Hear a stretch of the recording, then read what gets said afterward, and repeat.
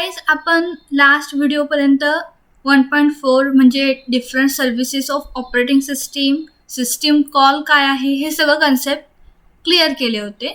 आता last point आहे या चॅप्टरचा आणि इम्पॉर्टंट पण आहे, जो की ऑपरेटिंग सिस्टीम कंपोनंट्स.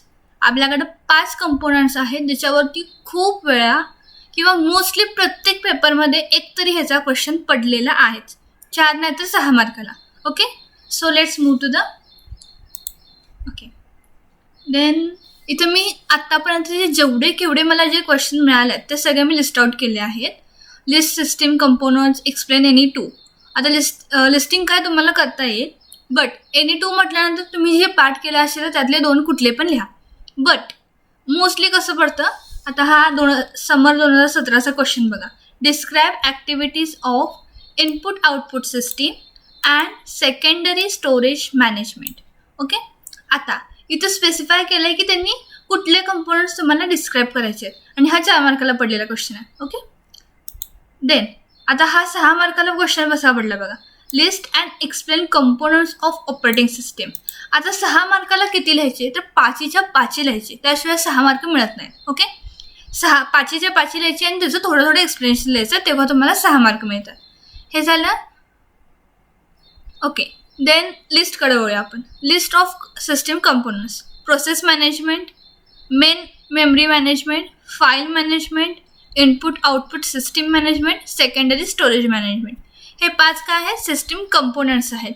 आणि सिस्टीम कंपोनंट्स ऑपरेटिंग सिस्टीमसाठी कशी इम्पॉर्टंट आहेत किंवा ऑपरेटिंग सिस्टीममध्ये सिस्टीम कंपोनंट्सचा काय रोल आहे हे आता आपण अंडरस्टँड करूया.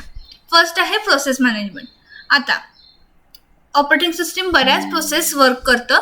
सो इथं बघा, operating system manages many kinds of activities ranging from user level programs to system programs like printer spooler, name server and file server etcetera.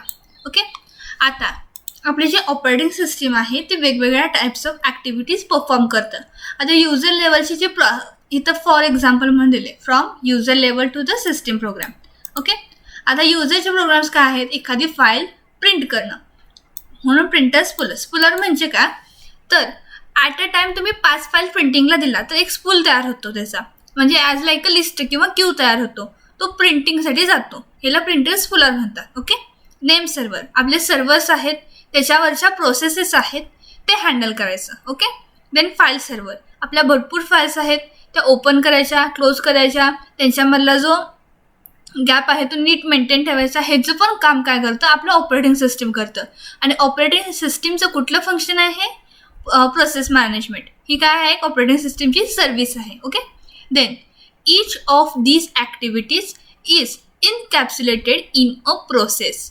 प्रत्येक ॲक्टिव्हिटीला आपण काय म्हटले, प्रोसेस म्हटले. Encapsulated in a process. Okay, then a program does nothing unless its instruction are executed by CPU.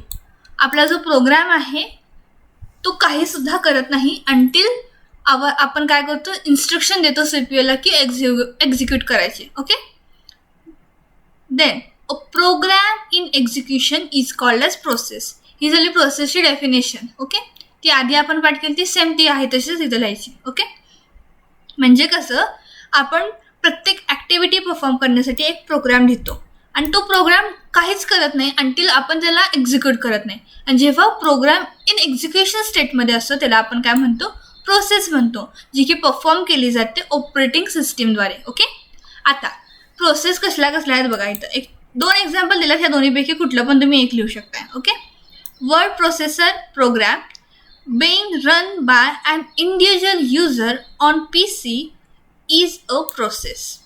Okay, आता word processor आपला Microsoft word आपण use करतो, तो त्याचा प्रोग्राम आहे किंवा त्याचं जे टास्क आहे ते परफॉर्म होण्यासाठी एका इंडिव्हिज्युअल युजर आहे तो आणि एक PC परफॉर्म करतोय. सो हा काय झाला, एक प्रोसेस झाली. Okay, a system task such as sending output to the printer can be also a process. आता फॉर एक्झाम्पल आपलं सिस्टीम परफॉर्म करते काहीतरी वर्क आणि त्याचं जे आउटपुट आहे ते ॲटोमॅटिकली प्रिंट होणार आहे. मग हे जे प्रिंटरवरती प्रिंट होणार आहे सो प्रिंटरकडं जे ऑटोमॅटिकली सेंड करायचं जे काम आहे किंवा सेंडिंग आउटपुट आपल्या प्रोसेस एक्झिक्यूट झाल्यानंतर ज्याचं जे आउटपुट आहे ते प्रिंट करण्यासाठी सिस्टीम टास्क आहे तो काय करतो, ऑपरेटिंग सिस्टीम हेल्प करतो. ही झाली सर्व्हिस. ओके. आता मेजर ॲक्टिव्हिटी कुठल्या परफॉर्म केल्या जातात ह्या आपण लिस्ट करणं गरजेचं आहे. जेव्हा तुम्हाला असा क्वेश्चन विचारला जातो म्हणजे describe activities of IO. System and secondary storage management. आता ॲक्टिव्हिटी म्हटल्यानंतर तुम्हाला हे पॉईंट्स लिहिणं गरजेचं आहे. ओके. जेव्हा तुम्हाला विचारतील असं तेव्हा ह्यातला एखाद दुसरा पॉईंट लिहायचा आणि हे सगळ्या ॲक्टिव्हिटीज लिस्ट आउट करायच्या म्हणजे 4 मार्क परफेक्ट मिळतात तुम्हाला. Okay. Then creation and deletion of user and system process. आता process management related to process. मग कुठल्या प्रोसेस असणार, युजरच्या आणि सिस्टीमच्या. हे काय करायचं आहे, त्याला क्रिएट करायचं आहे, डिलीट करायचं आहे. Suspension and resumption. Okay. Suspension and resumption. Then a mechanism for process synchronization. Synchronization म्हणजे कसं, एका पाठीमाग एक सिंक्रोनाइज पद्धतीनं प्रोसेस एक्झिक्यूट करायचं. ओके. Then process communication. 2 प्रोसेसमध्ये जर कम्युनिकेशन जर रिक्वायर्ड असेल तर ते प्रोसेस कम्युनिकेशन करायचं पण काम कोण करतं, प्रोसेस मॅनेजमेंट करतं. आणि a mechanism for deadlock handling. Deadlock म्हणजे कसं, एक प्रोसेस वर्क होताना दुसरी प्रोसेस डेड होते किंवा अडकून राहते. ही जी कन्सेप्ट आहे ना ही तुम्हाला पुढच्या काही चॅप्टरमध्ये एक क्वेश्चनच आहे डायरेक्टली, तुम्हाला तिथं कळेल डेडलॉक म्हणजे काय होतं. फर्स्ट प्रोसेस आहे ती सेकंड प्रोसेसच्या रिसोर्सेसवरती डिपेंड असते आणि सेकंड प्रोसेस फर्स्ट प्रोसेसच्या रिसोर्सेसवरती डिपेंड असते. ही पोझिशन काय होते, डेडलॉक होते. सो दोन्ही पण प्रोसेस काय होतात, एक्झिक्यूट होत नाहीत, अडकून राहतात. हे डेडलॉक कंडिशन होते. सो हे जे मेकॅनिझम आहे ते कशाचं आहे, डेडलॉक हँडलिंगचं आहे. म्हणजे दोन्ही पण प्रोसेस एक्झिक्यूट झाल्या पाहिजेत. सो त्याच्यासाठी एक डेडलॉक कंडिशन आहे, ती मॅनेज करायचं काम कोण करतं, प्रोसेस मॅनेजमेंट करतं. Don't worry about it. आपण पुढच्या चॅप्टरमध्ये आहेत हे कन्सेप्ट. तिथं डायरेक्ट 4 मार्काचा मोठ्या क्वेश्चन पण आहे. Okay. Then main memory management. Second service काय आहे, main memory management. Primary memory and main memory is a large array of words of byte. आता मेन मेमरी काय आहे, प्रायमरी मेमरी की ज्याच्यामध्ये आपला काय म्हणतात डेटा आहे तो परमनंटली स्टोअर होत नाही. ओके. आपण ह्याला रॅम म्हणतो, random access memory. Okay. Then each word or byte has its own address. जेव्हा आपण मेमरीमध्ये प्रायमरी मेमरीमध्ये डेटा स्टोअर करतो त्याचा स्वतःचं बाईट अँड ॲड्रेस पण आहे. Okay. Then main memory provide storage that can be accessed directly by the CPU. आता मेन मेमरीमध्ये जो आपण स्टोरेज केलेला असतो तो आपण डिरेक्टली CPU थ्रू ॲक्सेस करतो. म्हणजे आपला रॅम आणि रोम आहे त्यातला हा रॅम आहे मेन मेमरी म्हणजे. Okay. So program to be executed must be in the main memory. आता आपल्याकडे 2 टाईपचे मेमरी असतात, सेकंडरी मेमरी आणि मेन मेमरी. सेकंडरी मेमरीमध्ये जो परमनंट डेटा आहे तो स्टोअर केला जातो आणि जेव्हा आपल्याला एखादी फाईल किंवा प्रोग्राम एक्झिक्यूट करायचा असतो तेव्हा त्या फाईलला सेकंडरी मेमरीमधनं आपण मेन मेमरीमध्ये आणतो आणि मेन मेमरीमधनं काय होतं, CPU डिरेक्टली ॲक्सेस करतो आणि तो प्रोग्राम एक्झिक्यूट होतो.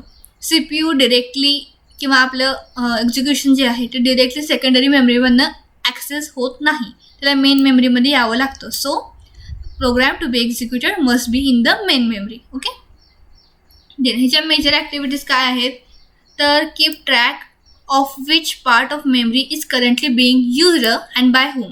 आता मेमरी आहे, आता कुठला पार्ट ऑफ मेमरी यूज केला जातो आहे करंटमध्ये आणि कुणाकडनं यूज केला जातो आहे, कुठला युजर आहे, युजर 1 युजर 2 कुठल्या युजरकडनं तो ॲक्सेस केला जातो आहे ह्याच्यावरती ट्रॅक करायचं. Okay. Decide which process are loaded into memory and when memory space becomes available.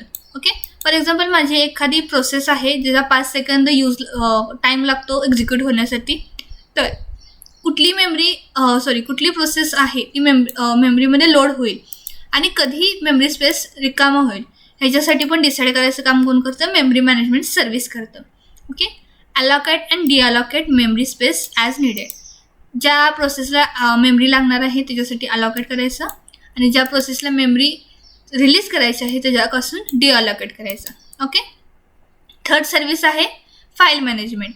आता a file is a collection of related information defined by its creator. Okay, आता file कशी आहे, त्याच्यामध्ये रिलेटेड इन्फॉर्मेशन आपण collect करतो आणि store करतो. Okay, then computer can store files on the disk. म्हणजे काय, कॉम्प्युटर स्टोअर करतो permanent storage, secondary storage, permanent storage. Okay, disk म्हणजे secondary storage which provide long term storage. Okay, आता हा परमनंट स्टोरेज म्हणजेच लॉंग टर्म स्टोरेज आपल्याला मिळणार आहे. Okay, some examples of storage media are magnetic tape, magnetic disk, optical disk. हे काय आहेत, स्टोरेज करायचे जे एक्झाम्पल्स आहेत ते आहेत. Okay, then file system normally organized into directories to ease their use. आपल्या ज्या फाईल सिस्टीम आहेत त्या काय करतात, ज्या फाईल्स आहेत त्यांना ऑर्गनाईज करतात. Directories to ease their use, त्यांना इझिली ॲक्सेस करण्यासाठी आपल्या काय असतात, फाईल्स डिरेक्टरीजमध्ये ऑर्गनाईज असतात. ओके, हे it is about file management. आणि त्याच्या ॲक्टिव्हिटीज काय आहेत, creation and deletion of files, creation of deletion of directories, manipulating files and directories. Okay, mapping of files onto secondary storage. Secondary स्टोरेजमध्ये आपल्या files आहेत त्या प्रॉपरली स्टोअर करायचं आणि त्यांना ॲक्सेस करण्यासाठी मॅप करायचं. Okay, then backup of files on stable storage media. या सगळ्या फाईल्स आहेत त्यांचा एक बॅकअप क्रिएट करून ठेवायचा. ही झालं फाईल सिस्टीम फाईल मॅनेजमेंटची सर्व्हिस ऑपरेटिंग सिस्टीमला दिलेली. Okay, input output system management. आता input output device management provides an environment for the better interaction between system and the IO devices such as printer, scanner, tape drives etcetera. Okay, आता बघा management, input output मॅनेजमेंटमध्ये काय होतं, एक environment provide केलं जातं ज्याच्यामध्ये काय होतं, बेटर इंटरॅक्शन होतं. कशामध्ये, तर आपली सिस्टीम, कम्प्युटर सिस्टीम आणि त्याची इनपुट आउटपुट डिव्हायसेस. आता ऑपरेटिंग सिस्टीम इनपुट आउटपुट डिव्हायसेसला सपोर्ट करतं, हे असं आपण आधीच्या काही लेक्चर्समध्ये आपण अंडरस्टँड केलं. सो ते कसं करतं, तर input output device system management ही सर्व्हिस आहे ऑपरेटिंग सिस्टीमकडं. ते काय करते, आपली कॉम्प्युटर सिस्टीम आणि आपले डिव्हायसेस, हे प्रिंटर, स्कॅनर, टेप ड्राईव्स जे इनपुट आउटपुट डिव्हायसेस आहेत त्यांच्यामधलं कम्युनिकेशन आहे ते चांगलं होण्यासाठी एक एन्व्हायरमेंट प्रोव्हाइड करतं फॉर द बेटर इंटरॅक्शन किंवा communication. Okay, to interact with IO devices in an effective manner, the operating system uses some special programs known as device drivers. Okay, आता ह्याच्याबद्दल तुम्ही कुठेतरी ऐकलं असणार आहे. आपले जे इनपुट आउटपुट डिव्हायसेस आहेत ते काय होतात, इफेक्टिवली ऑपरेटिंग सिस्टीमसोबत इंटरॅक्ट होतात आणि त्याच्यासाठी आपली ऑपरेटिंग सिस्टीम काय करते, स्पेशल प्रोग्राम्स यूज करते. त्याला आपण काय म्हणतो, डिव्हाइस ड्रायव्हर्स. आता तुमच्या सिस्टीममध्ये पण जेव्हा कीबोर्ड इन्स्टॉल केला जातो तेव्हा कीबोर्डसाठी पण ड्रायव्हर्स असतात, माऊससाठी ड्रायव्हर्स असतात, स्पीकरसाठी असतात. प्रत्येक इनपुट आउटपुट डिव्हायसेससाठी ड्रायव्हर्स असतात, ते जे स्पेशलाइज्ड प्रोग्राम्स असतात. So they can interact neatly and effectively with the our operating system. Okay, so activities काय आहेत, providing interface to the other system components, हे आपण बघितले. मॅनेजिंग डिव्हायसेस, इनपुट आउटपुट भरपूर डिव्हायसेस मी कनेक्ट करू शकते at a time. Okay, then transferring data आहे and detecting IO completion. Input output operation जे काय आहे ते परफॉर्म झालेत का नाहीत हे डिटेक्ट करायचं काम पण कोण करतं, तर IO सिस्टीम मॅनेजमेंट ही सर्व्हिस आहे ऑपरेटिंग सिस्टीमची. आता शेवटची secondary storage management. Main memory बघितली, प्रायमरी मेमरी बघितली, मेन म्हणजेच प्रायमरी. सो आता secondary storage management. System have several levels of storage including primary storage, secondary storage and cache storage.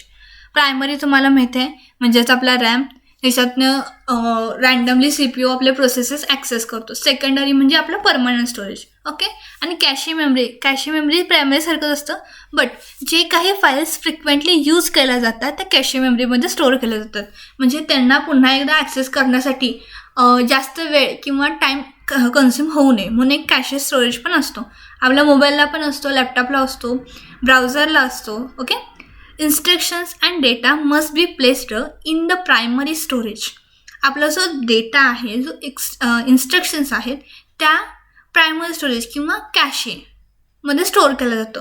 So they can be accessed by running program. आता एखादी प्रोग्रामला सारखी एखादी file use करायची आहे ते प्रत्येक वेळेला सेकंडरी मेमरीला रिक्वेस्ट नाही करणार, तो प्रायमरी मेमरीमध्येच किंवा कॅशे स्टोरेजमध्येच ठेवली असणार आहे. सो डिरेक्टली त्याला ॲक्सेस करणं सोपं जातं. Okay, but because main memory is too small to accommodate all data and programs and its data are lost when power is lost, the computer system must provide secondary storage to back up main memory. हा main point आहे. Main मेमरीला backup कुठले असलं पाहिजे तर secondary memory, secondary स्टोरेजचा तो यूजच आहे. Okay, आता इथं काय म्हटले बघा, main memory is too small, खूप स्मॉल आहे, थोडंसंच त्याचं स्टोरेज असते to accommodate all the data and programs. जे काही आपला डेटा आहे, प्रोग्राम आहे, ते सगळं स्टोअर करण्यासाठी मेन मेमरी छोटी आहे, आपला डेटा लार्ज असतो. So and its data are lost when power is lost. Okay, जेव्हा लाईट जाते तेव्हा आपला डेटा पण लॉस होऊ शकतो जर आपण मेन मेमरीमध्येच काम करत असेल तर. So the computer system must provide, प्रत्येक कॉम्प्युटर सिस्टीमला एक सेकंडरी स्टोरेज असतो to backup this main memory. Okay, त्याचे मेन ॲक्टिव्हिटीज 3 आहेत बघा. Managing the free space available on the secondary storage. Secondary स्टोरेजमध्ये आपले जे ड्राईव्ज असतात त्याच्यामध्ये स्टोरेज किती अवेलेबल आहे हे मॅनेज करायचं काम कोण करतं तर सेकंडरी मेमरी मॅनेजमेंट किंवा secondary storage management. Okay, then allocation of storage space. आपला जो स्पेस आहे त्याच्यामध्ये न्यू फाईल आली तर त्याला अलोकेट करायची, ते काम कोण करतं तर secondary storage management. Scheduling the request of memory access. For example माझ्याकडे 4-5 फाईल्स आहेत, त्यातलं मला फर्स्ट रिक्वेस्ट 5 नंबरच्या फाईलचा आला आहे, देन 3 नंबरच्या फाईलचा आला आहे. आता मग हा जो रिक्वेस्ट आहे त्यांना शेड्यूल करायचं काम पण कोण करतं ते सेकंडरी स्टोरेज मॅनेजमेंट, मेमरी ॲक्सेसचा शेड्यूल करायचं. Okay, this is all about our first chapter. हा सगळ्यात इम्पॉर्टंट क्वेश्चन आहे. सो बाकीचा पूर्ण चॅप्टर एकीकडं आणि हा क्वेश्चन एकीकडं असा 50-50 होतो तुमचा चॅप्टर. सो याच्यावरती जास्त फोकस करा. इझी आहे, तुम्हाला सर्व्हिसेस काय आहेत आणि त्याचं काम काय आहे एवढंच लिहायचं आहे. सर्व्हिसेस, काम आणि त्याची ॲक्टिव्हिटी, कुठली ॲक्टिव्हिटी, सोपे 4-5 ॲक्टिव्हिटी आहेत ते लक्षात ठेवायचे आहेत. सेम ही मेन मेमरी आहे, मेन मेमरी नमकी काय करते ते सांगायचं आहे. तुमच्या शब्दात तुम्ही पॉईंट्स लक्षात ठेवले आणि लिहिले तरी चालतात, पण हे पॉईंट्स मिस आउट करू नका. मेन मेमरी काय करते, large words of address store करते. फॉर एक्झाम्पल इच बाईट त्याचा ओन ॲड्रेस आहे. मेन मेमरी काय करते तर CPU डिरेक्टली ॲक्सेस करू शकतो. सो प्रोग्राम जे एक्झिक्यूट करायचे ते मेन मेमरीमध्येच असले पाहिजेत. मेन मेमरीचा उपयोग काय आहे हे 4 ओळीमध्ये दिले. हे पॉईंट मिस करू नका. तुमच्या शब्दात म्हणून काही पण लिहायचं नाही. हे जे पॉईंट्स आहेत ते तुमच्या शब्दात लिहिले तरी चालतात, बट हे वर्ड्स मिस आउट करू नका. Okay, so thank you so much. Please like, share and subscribe my channel. Share with your most of the friends. Thank you so much.